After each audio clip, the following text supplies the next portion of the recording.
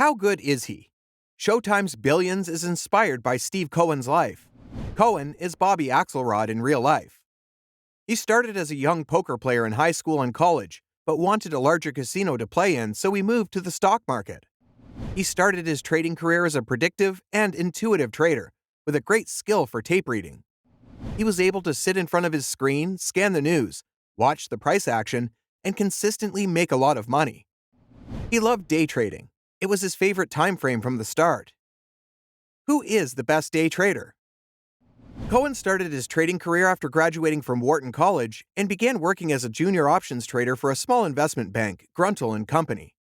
By 1984, he was managing a trading group at the company. Cohen's trading generated $100,000 a day for the firm and made him wealthy fast. Early in his career, he was making $10 million a year with positions in takeovers and IPOs. Inflation adjusted, $100,000 in 1984 is $285,000 a day in 2023. This is a staggering amount, and his future career and wealth accumulation really shows how good of a day trader he really was in the context of his entire career. A day trader with this level of average daily earning power could be the best day trader of all time. In the 1987 Black Monday stock market crash, Cohen's group lost half of their trading capital, and the trading firm Gruntle & Company was put out of business. Almost all the firm's traders were ruined. How traders manage a market crash shows whether they have the skill or are relying on luck and a bull market. After the shutting down of Gruntle & Company, Cohen went out to start his own firm. He launched his hedge fund, SAC Capital Advisors, in 1992, with $23 million and $10 million of that Cohen's own capital and 9 employees. SAC used an aggressive, high-volume trading approach with stock positions being held for 2 to 30 days and sometimes hours.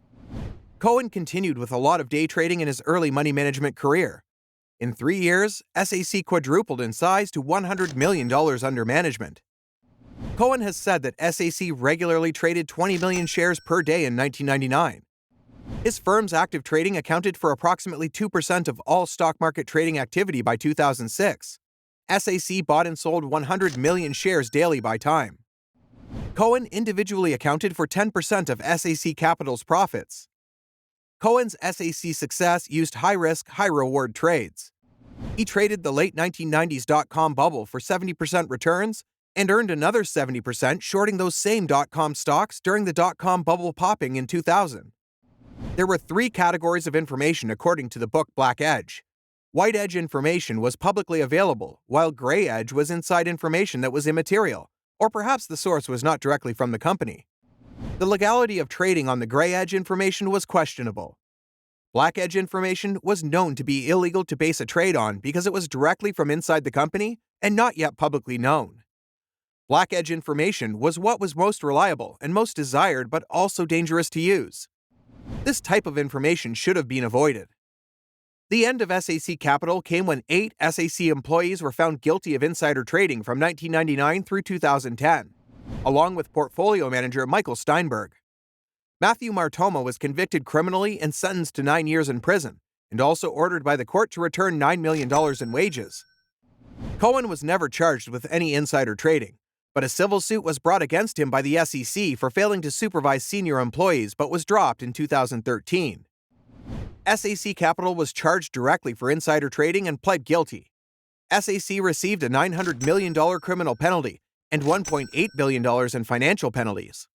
The plea deal and settlement included terms that barred Cohen from managing any investor assets for 2 years. Steve Cohen was not fined directly and didn't admit to any wrongdoing.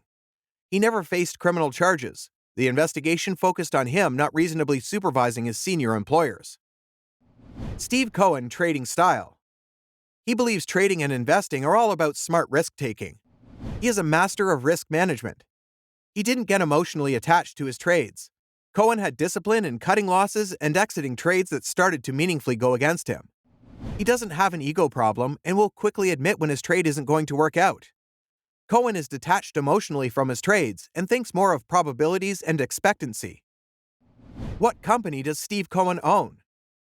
Steve Cohen converted his investment operations from SAC Capital to Point72 Asset Management in 2014.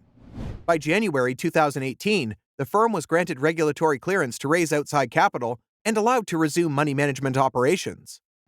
Point72 Asset Management is a $26 billion hedge fund firm. Cohen bought the New York Mets in 2020 for $2.4 billion as the majority owner. This is the highest sale price ever paid for a Major League Baseball team. He is also the richest owner in the Major League. What is the net worth of Steve Cohen? Steve Cohen's current net worth is $17.5 billion, making him the 83rd wealthiest person in the world.